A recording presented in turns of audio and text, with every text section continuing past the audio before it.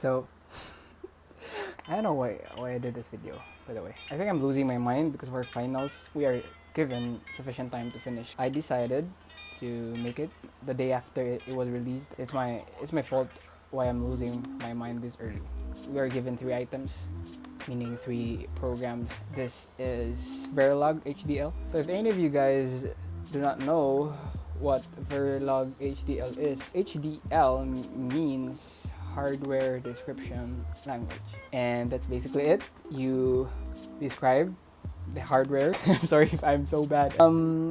For example, we have a logic gate, and the AND gate takes 2 inputs, 1 and 0, and what's the result?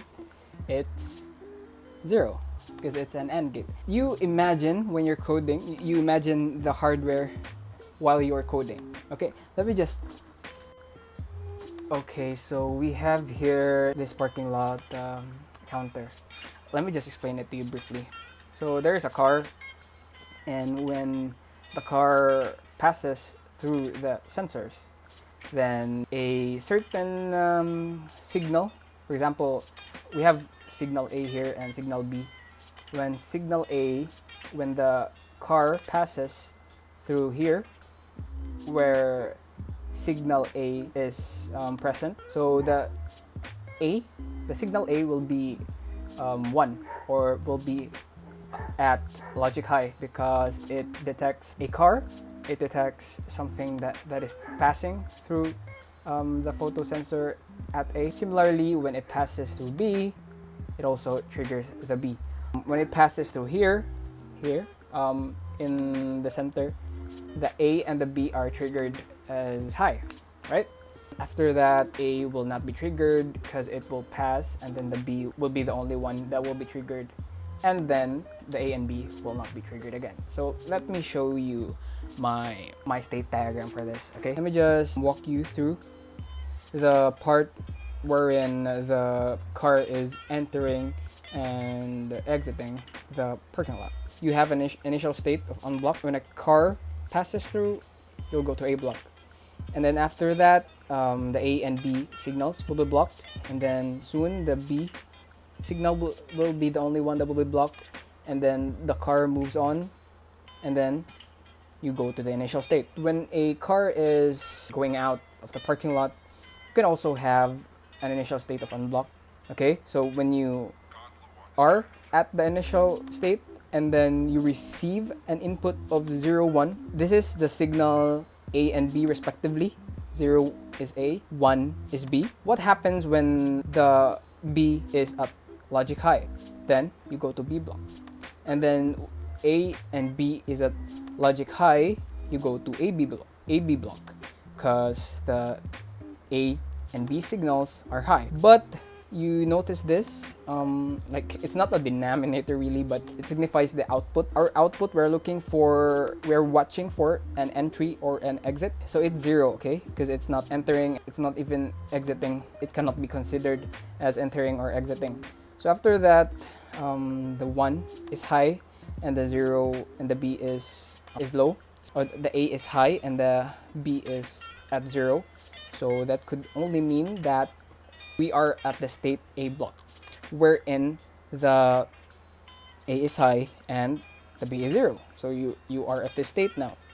And when you receive an input of the state of 0, 0, which means that A is 0 and B is 0, or when there is no car that is passing through anymore because it moved on, it went out of the way, then you go back to unblocked.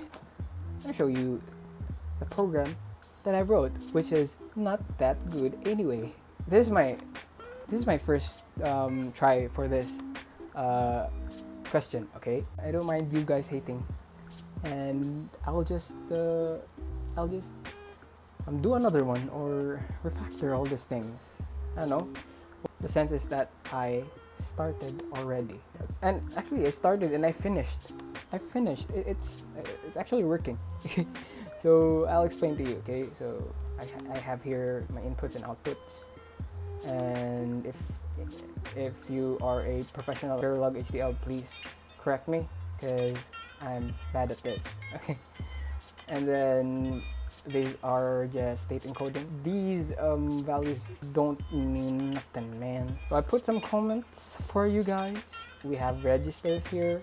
So these are for the current state and next state. So I'll just explain this vaguely and briefly. Okay. I have here another module. So this is how you call another module. You're just like calling another function. Okay. And you have your parameters here, and it's the same as calling a function when you have certain parameters here, and yeah, and it could return something. And what we're asking from this function is to return the count, because this module watches how many cars are there at the moment.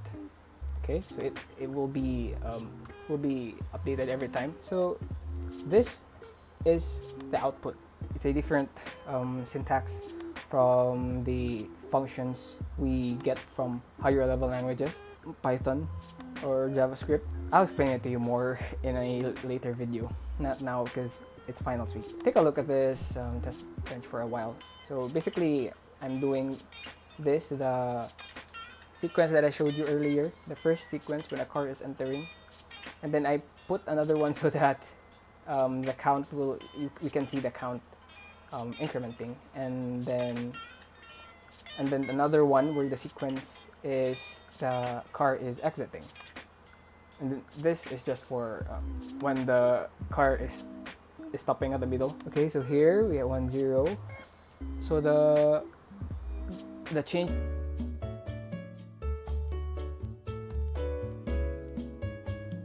And that's it for today. I don't want to say that I hope you learned something, but I just hope you had fun watching how I explain things. Actually, I'll do better next time. See you in the next video.